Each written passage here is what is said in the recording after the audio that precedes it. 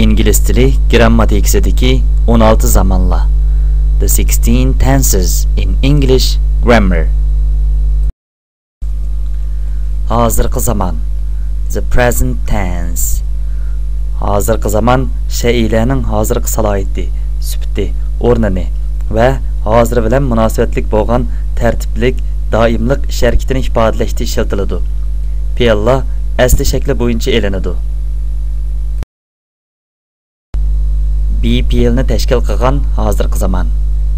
BPLni tashkil qilgan hozirgi zaman shaylarning hozirgi salohiyati, sifati va o'rnini ifodalashda ishlatiladi. BPLni tashkil qilgan hozirgi zamonning bo'lishliq jumla shakli ega, BPL va to'ldiruvchidan iborat 3 belakdan tarkib topadi. Birinchi shaxs birlik I jumlada ega bo'lib kelganda BPL am bo'lib turiladi. A student bo'lsa to'ldiruvchi bo'ldi. Masalan, I am a student. Men bo'lsam bir o'quvchi. Uchinchi shaxs birlik almash she jumlada ega bo'lib kelganda BPL is bo'lib turiladi. French bo'lsa bu jumlaning to'ldiruvchisi. Masalan, she is French. U bo'lsa fransiyalik. Ikkinchi shaxs birlik you jumlada ega bo'lib kelganda BPL are bo'lib turiladi. A teacher bo'lsa bu jumlaning to'ldiruvchisi bo'ldi. Masalan, you are a teacher. Siz bo'lsangiz bir o'qituvchi. BPLni tashkil qilgan hozirgi zamonning oddiy so'roq shaklini yasashda BPLni jumlaning oldiga yo'tkaymiz. Ondan ega, ondan to'ldiruvchi keladi. Masalan, am I a student? Men bir o'quvchimi? Is she French? U fransiyalikmi? Are you a teacher? Siz bir o'qituvchimi? BPLni tashkil qilgan hozirgi zamonning bo'lishsiz jumla shaklini yasashda BPLning keyiniga notni qo'yamiz. Ega, be not to'ldirg'ich keladi. Masalan, I am not a student. Men bo'lsam bir o'quvchi emas. She is not French. U fransiyalik emas. You are not a teacher. Siz bo'lsangiz bir o'qituvchi emas. BPLni tashkil qilgan hozirgi zamonning alohida so'roq shaklini yasashda savol almashtir jumlaning beshida keladi.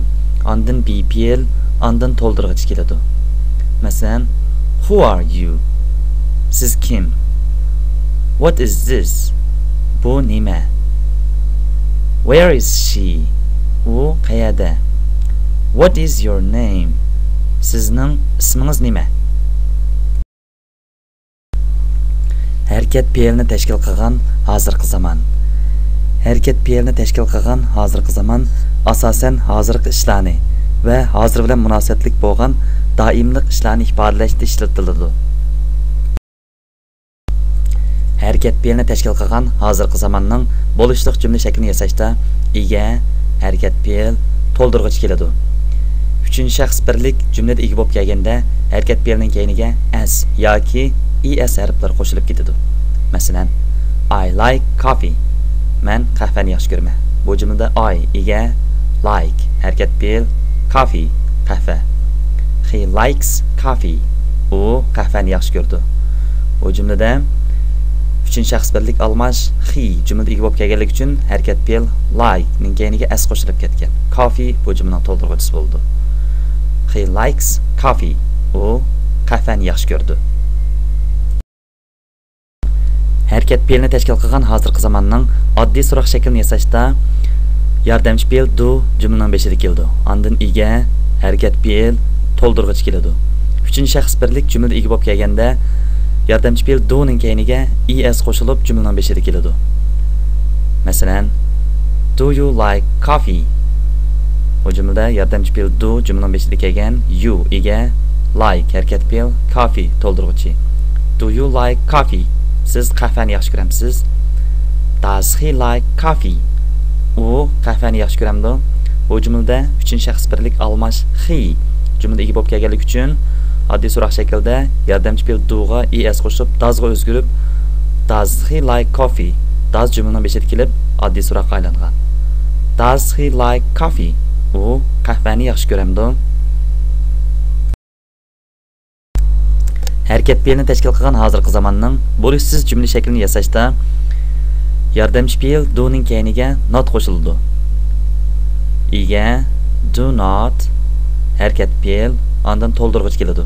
Uchinchi shaxs birlik jumlada ega bo'lgan chaqda do fe'lining keyiniga es qo'shilib ondan not qo'shiladi. Masalan, ega does not harakat fe'l to'ldirg'uchi. Masalan, I do not like coffee. Men qahvani yaxshi ko'rmayman. He does not like coffee. U qahvani yaxshi ko'rmaydi. Bu jumlada uchinchi shaxs birlik he jumlada ega bo'lib kelganligi uchun do fe'lining keyiniga es qo'shilib, ondan not qo'shilib does not bo'lib turlangan. He does not like coffee. U qahvani yaxshi ko'rmaydi. Harakat fe'lini tashkil qilgan hozirgi zamonning alohida so'roq shaklini yasashda savol almashlari jumlaning beshida keldi. Ondan yordamchi fe'l do ega harakat fe'l keldi. Uchinchi shaxs birlik jumlada ega bo'lgan chaqda yordamchi fe'l do'ning keyiniga es qo'shilib does bo'ldi. Masalan, what do you like? Siz nimani yaxshi ko'rsiz? Bu jumlada what savol almash, do yordamchi fe'l, you ega like harakat fe'l. What does he want? Uningga nima lozim? Bu jumlada uchinchi shaxs birlik he ega bo'lganligi uchun yordamchi fe'l do'ning keyiniga es qo'shilgan. What does he want? Uningga nima lozim?